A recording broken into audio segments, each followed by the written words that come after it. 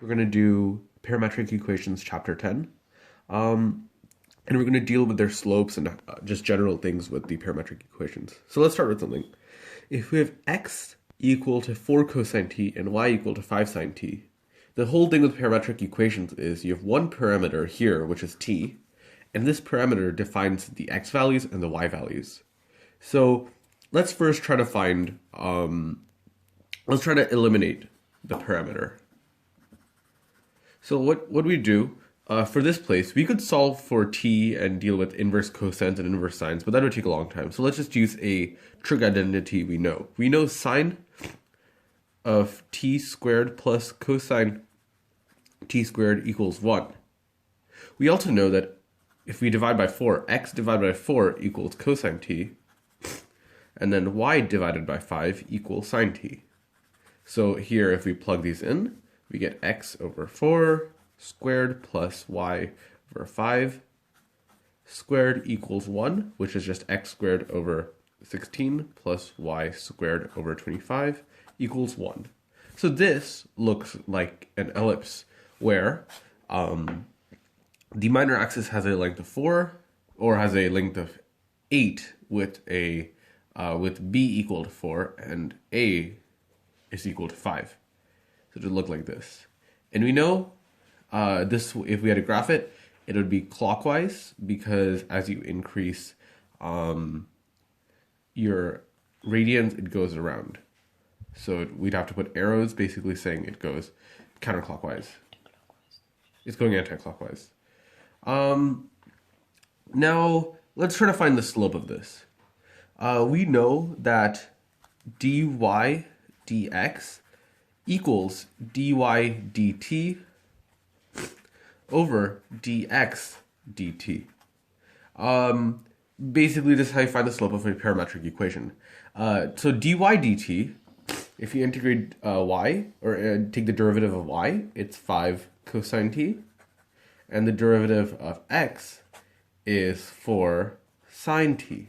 Negative 4 sine t, because the derivative of cosine is negative sine, which is equal to negative 5 over 4 cotangent t. So this is one way to write the slope. If we want to take the second derivative, what we do is the second derivative is dy dx and d dt of that over dx dt.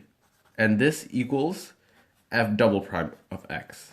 So to find that, we take the derivative of negative 5 over 4 cotangent of t, which is derivative of cotangent t, since tangent is secant squared, cotangent is cosecant squared, and it's negative. So it's 5 over 4 cosecant squared t.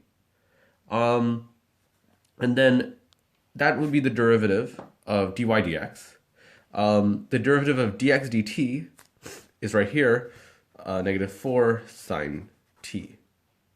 So what we'd get is we'd have, this is basically the same thing as cosecant. So we'd get negative 5 over 16 cosecant cubed t. And this is f double prime of x. So you'll see the only difference is whenever you're finding consecutive derivatives, you have to make sure to take the derivative of the earlier one divided by the derivative of x. So let's do this. Let's find what this equation is. Let's eliminate the parameter for this equation. If x equals the square root of t, what we do is we always try to solve for t. So x squared equals t. So does y equal? Y equals 1/4, and we know t is x squared, so t squared minus 4, which is the same thing as y equals 1/4 times x to the 4th minus 4, which is the same thing as y equals 1 over 4, x to the 4th minus 1. So if we want to find the derivative of this, what we could have done was dy dt over dx dt, which is the same thing as dy dt is 1/4 times, so what we do rather, we'd write this as 1/4 t squared minus 1. That's the same thing. And we know that the derivative of that will be 1/2 t. And dx dt is equal to 1/2 t to the negative 1/2.